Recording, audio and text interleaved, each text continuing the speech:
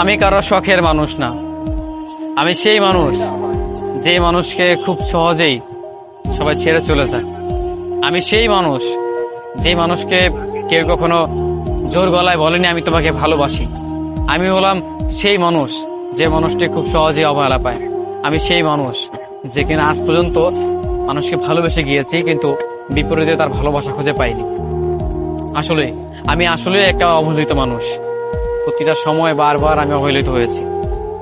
আমি হচ্ছে সেই মানুষ যে মানুষটা কিনা কখনো কারো কাছে প্রিয় ছিলাম না, সবসময় অবহেলার পাত্র হয়েছে।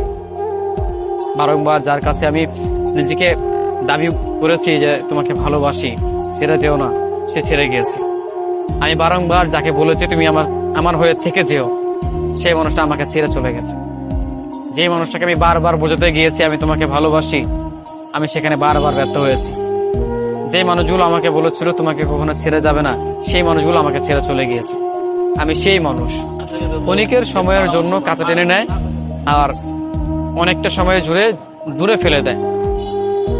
আর আমি এই কষ্টগুলো মেনে নিতে পারি না, কারণ তারা আপন মানুষ থাকে, তারা পছন্দের মানুষ থাকে, তারা ভালোবাসার মানুষ থাকে। এই তাদের দেওয়া কষ্ট, তাদের দেওয়া রাগ অভিমান আমি সহ্য করতে পারি না। তারা চাইলে পারে একটাবার ভালোবাসি বলতে, ভালোবাসি যত্ন করে ডাকতে,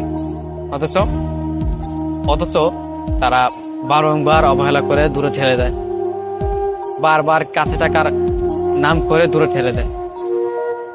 আসলে তারা কাছে ডাকে না, তারা দূরে ঠেলে দেয়।